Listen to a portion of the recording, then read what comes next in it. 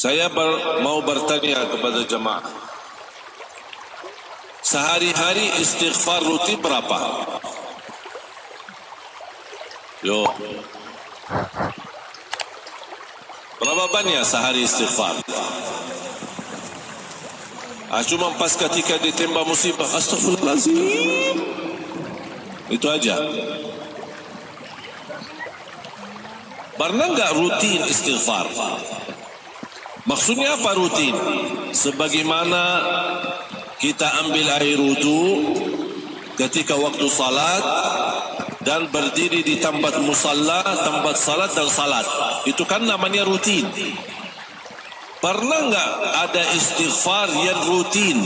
Saya duduk di satu tempat, di masjid, di musalla, di rumah, di kamar sendiri, diamkan diri sendiri, duduk sendiri, hanya isi di waktu itu istighfar. Berapa kali bebas? Kalau Rasulullah SAW setiap hari 100 kali istighfar. Dan itu rutin. Ya Allah, bayangkan Nabi Muhammad, Nabi yang suci, Nabi yang mulia, maksum, tidak berdosa, tapi dia beristighfar 100 kali. Kita yang setiap hari berdosa, setiap hari tak sadar tidak sadar menyakiti perasaan orang lain, sadar tidak sadar menzalimi orang lain, menyakiti hati orang tua, menzalimi anak kita. Berapa banyak dosa yang kita lakukan, yang kita sadari maupun tidak sadari, sedangkan tidak pernah istighfar.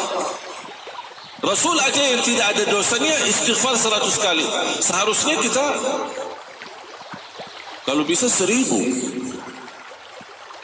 Karena kita manusia tidak terlepas dari dosa. Jangan malu berdosa, tapi malulah kalau tidak mau beristighfar.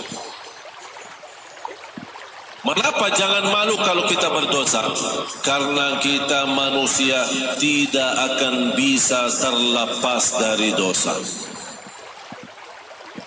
Makanya jangan malu kalau kita berbuat salah.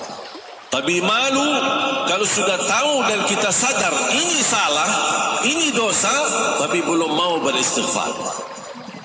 Ini yang harus buat kita malu. Apa bukti kita tidak bisa terlepas dari dosa dan maksiat? Tahu nggak buktinya apa? Ayo, apa bukti kita tidak bisa terlepas dari dosa dan maksiat? Buktinya apa? Tidak ada siapapun yang tidak berdosa. Mau dia ustaz, mau dia kiai, mau dia habib, mau dia ulama, mau dia orang biasa, semuanya berdosa. Bahkan tidak boleh ada yang terlepas daripada dosa. Kata siapa? Bukan kata saya. Kata Rasulullah SAW. Kullu ibnu Adam khata. Semua keturunan Adam bersalah. Berarti kita tidak terlepas daripada kesalahan. Itu sesuatu mau tidak mau pasti bersalah. Tapi ya Rasulullah, kalau kita memang semuanya harus bersalah atau tidak terlepas dari kesalahan, gimana solusinya? Wa khairul khatta'in at-tawwabun. Bukan persoalannya kita bersalah, tapi kata Rasulullah, yang terbaik di antara kalian yang bersalah, yang suka selalu bertaubat. Jangankan kita istighfar karena salah dan dosa kita, habis salat aja kita istighfar. Kira-kira berbuat salat itu perbuatan dosa atau salah? Salat itu dosa? Apa salat itu kesalahan? Terus kenapa habis salam istighfar? Kan habis salam kan astagfirullah, astagfirullah, astagfirullah. Kenapa? Kan disuruh istighfar karena dosa, istighfar karena salah. Dosa yang kita sadari maupun kita tidak sadarkan. Terus kenapa kita habis salat suruh istighfar? Hah? Belum khusyuk. Karena kita sebagai manusia tidak terjamin sempurna salat kita. Kurang khusyuk, tercampur riya, lalai dalam salat, was-was. Kadang-kadang salatnya buru-buru, tak jelas bacaannya. Pasti dalam sujud sub.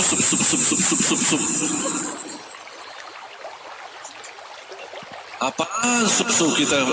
Setahu saya subhanallah, subhan rabbiyal a'la wa bihamdihi.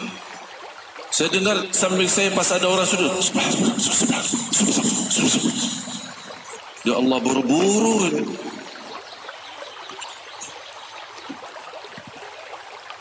Atau bacaan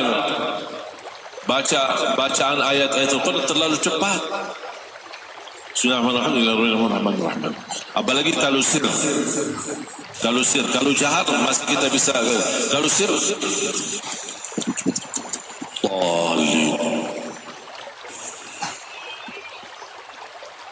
ya ini salat kita. Berapa banyak kita mujahadah diri untuk menyempurnakan salat? Pernah enggak Bapak Ibu bertanya diri, apakah salat saya sudah benar belum?